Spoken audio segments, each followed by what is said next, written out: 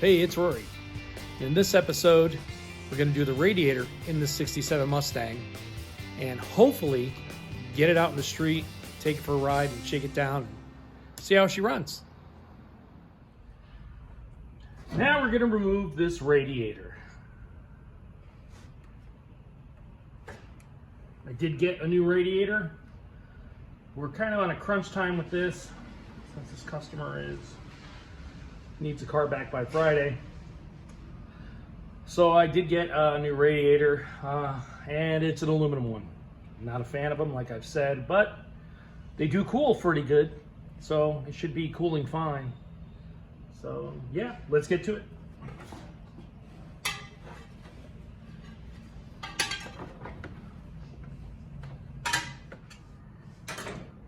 When you're removing any hoses, this tool is a lifesaver. Works excellent for just hooking in there and rotating around to break the seal on the hose.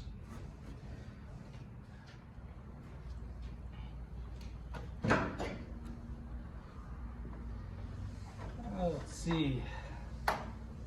Flathead screws on the shroud with wing nuts. Perfect. It's great. If it works, that's all that matters.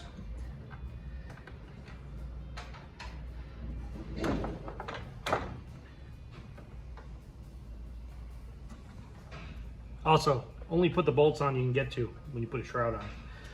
Oh, jeez. Wonder why the shroud is cracked. Only got hardware on the top. Unbelievable. Seen worse.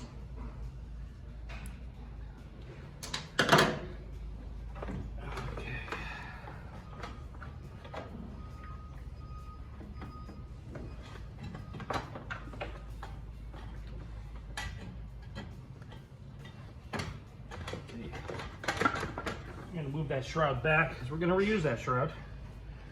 Unless I have a new one. Nah, I probably do up there on the shelf somewhere. I'm not gonna worry about that right now. Okay.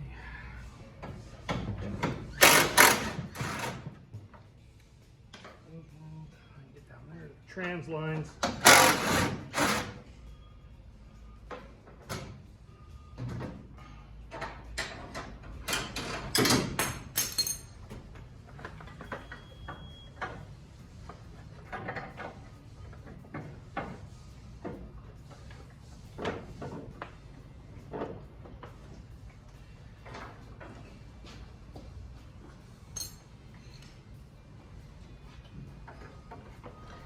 Did I ever say how much I hate coolant? You know, some people don't like gear lube. I personally don't either. But coolant's worse because it's super slimy. Just not a fan of it. By the way, you'll notice I'm not a fan of a lot of things. What did I say?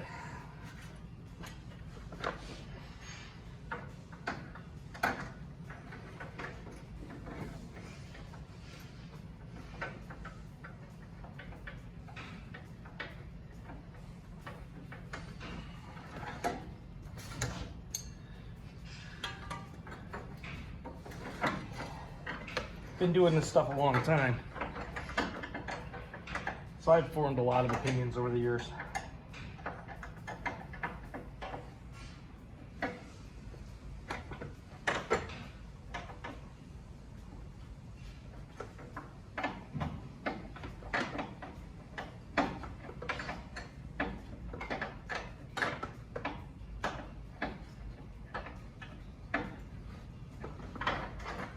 Don't even get me started on GM Dex Cool.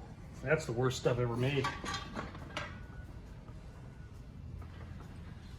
They might as well just fill the cooling system with Coca-Cola from all the corrosion. Yep, went right in the bucket.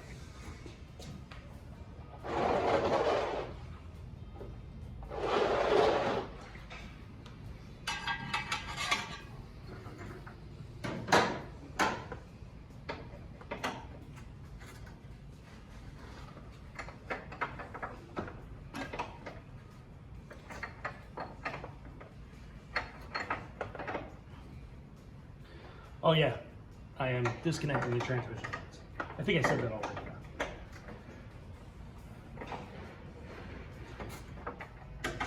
It's actually really nice to see a set of transmission lines that have not been cut and butchered and replaced with little sections of rubber hose. And 90% of the time, the people use the wrong rubber hose. They actually use fuel line. Never use fuel line with the oil because it will eat through it.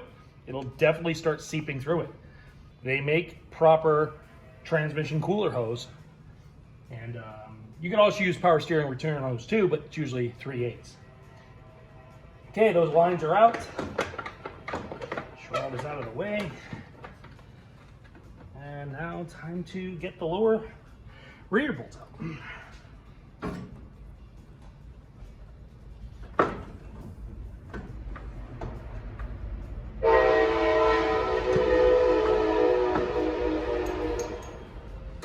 Oh, that damn train.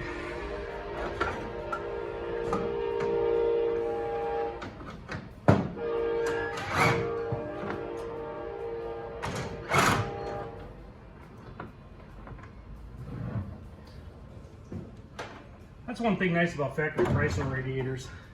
They've actually got a notch at the bottom, so you can actually just take the upper bolts out and loosen the bottom ones after you get the lines out and just lift it off the bolts. This Ford does not have that. Hey, look at that. It's missing a bolt at the bottom too. Awesome. Okay. And the radiator is out. Wow, it's amazing. This radiator doesn't look that old, but it is plug solid inside. Yes.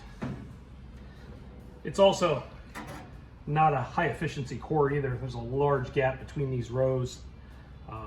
I like to see them closer. So this is just a standard efficiency.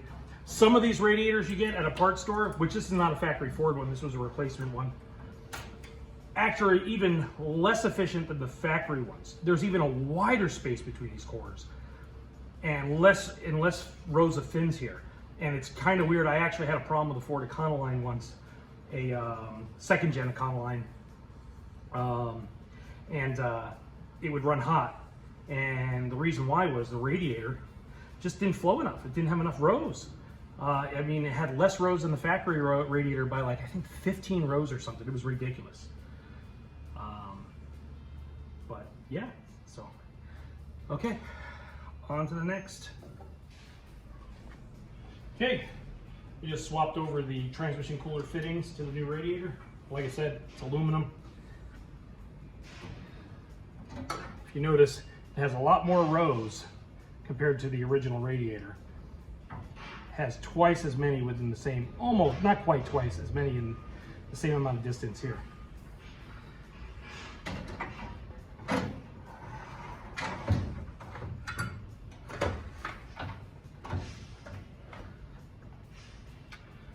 Okay.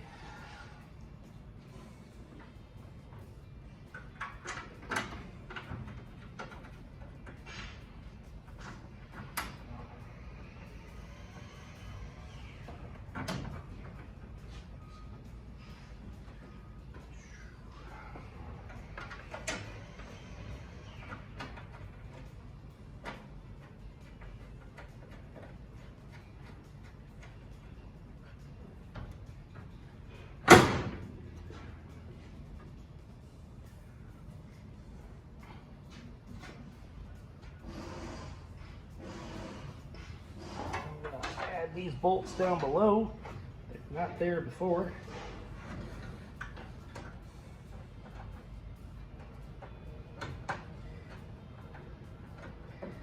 Come on. I don't want to go. I don't want to go. I'm a poisonous kid. Oh, I said that.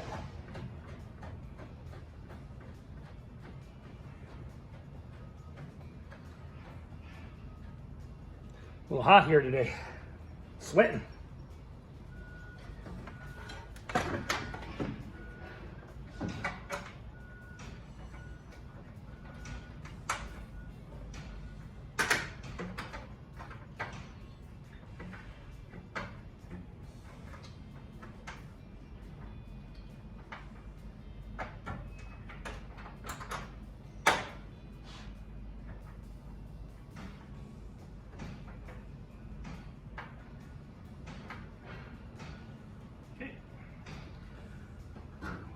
zip it in.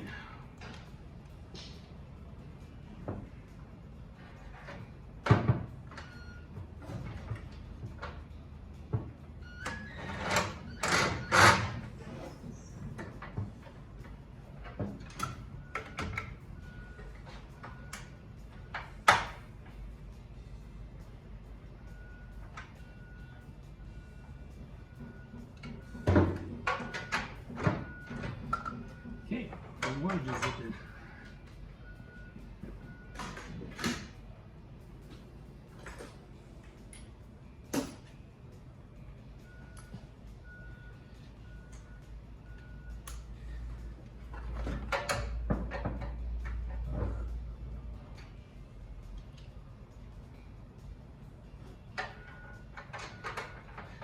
There's a little tweakage going on with this radiator support, just so you know.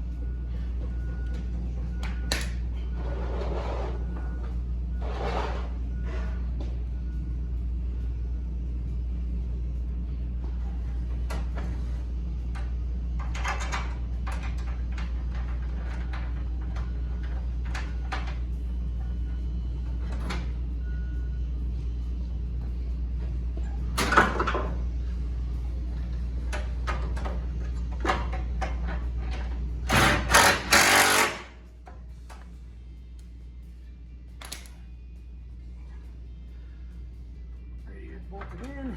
Now time to connect the trans lines. This is always fun.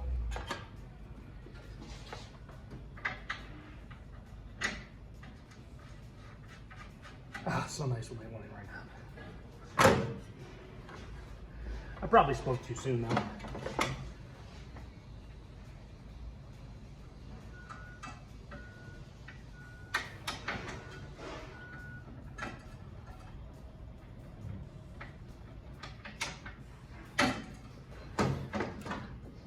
Spoke too soon. I gotta do it from underneath.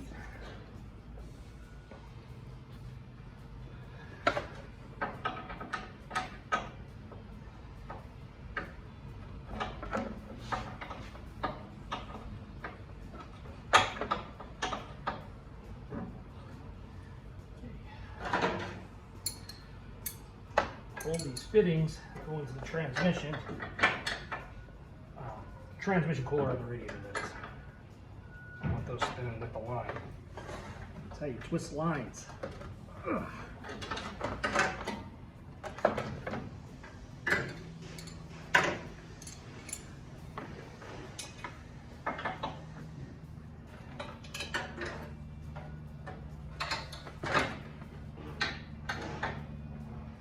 Okay.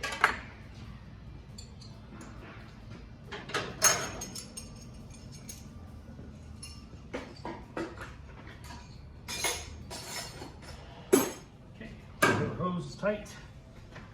Now we're going to try to get the shroud back on with the correct amount of hardware. I hope.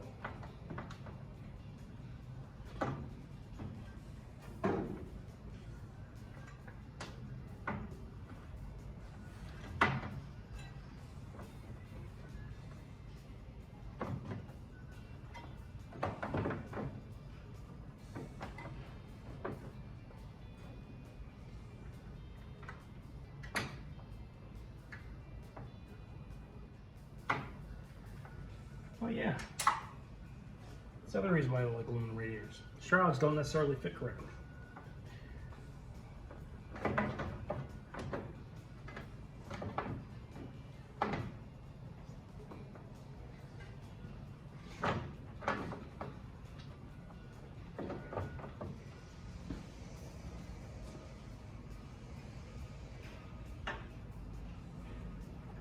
Gonna tighten the shroud up. Got it all lined up. Hardware on all four corners.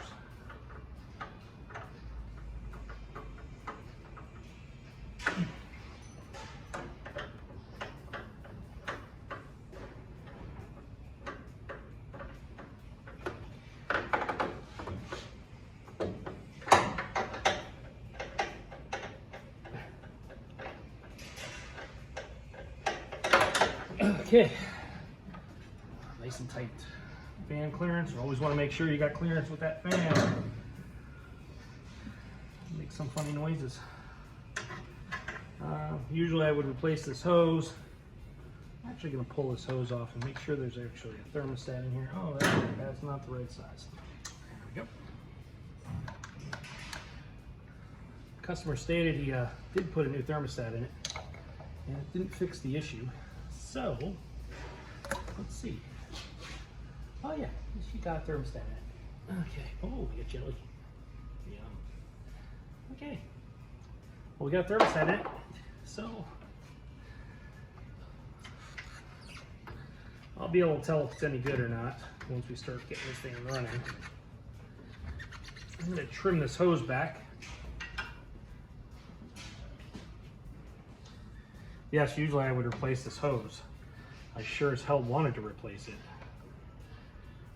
Again, it's a time crunch at this point. He needs a car back. Supposedly moved out of state.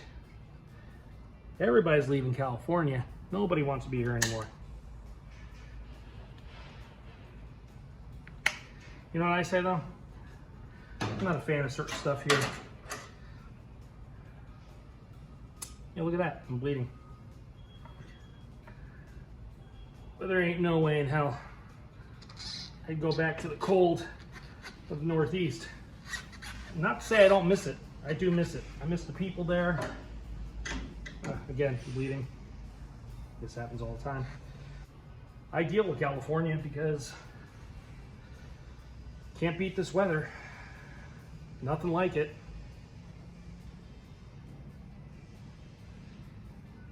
I mean, that's why I moved out here. Well, that, and, you know, I can drive my old cars all year round if I want. Don't have to worry about putting them away. And, you know, end of October, beginning of November, and then have to leave them in till, you know, like the first week of April because, oh, even though it was nice for 2 weeks in March, there's still a bunch of salt on the road, you know. It got old. So yeah, there's stuff that people complain about out here, but this weather, I can't complain.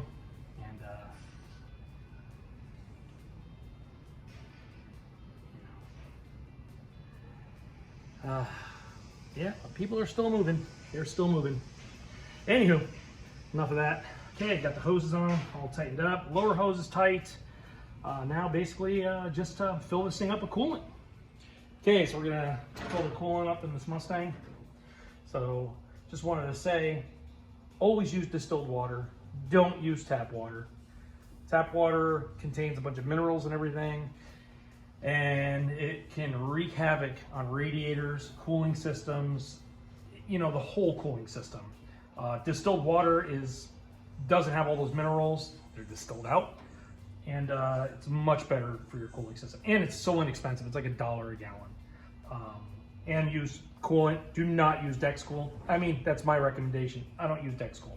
I don't like it. It's, never mind. There's a whole big, do some research online, look up Dexcool and lawsuits, and there's actually some of that stuff too. So anyways, back to this. So what I usually do is I run around 60% water and about 40% coolant, give or take. I'm more on the water side than the coolant side. antifreeze or coolant is not a good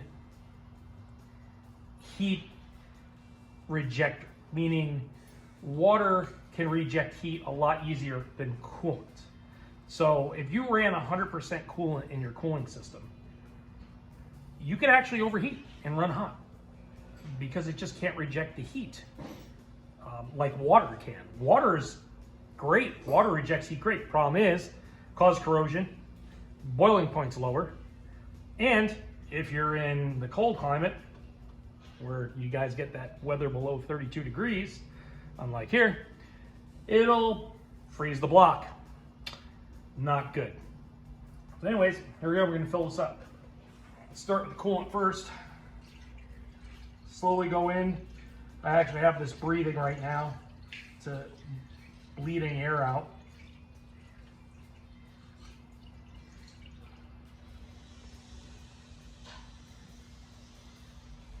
No leaks.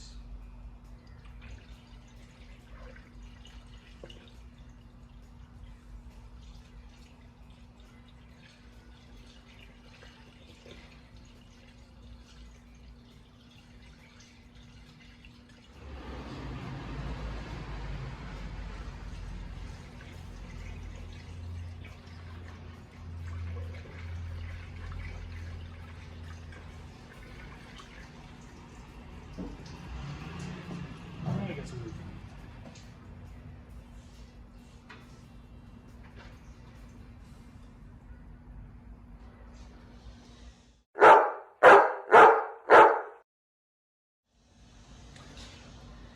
And we got some leaking from the side of the block.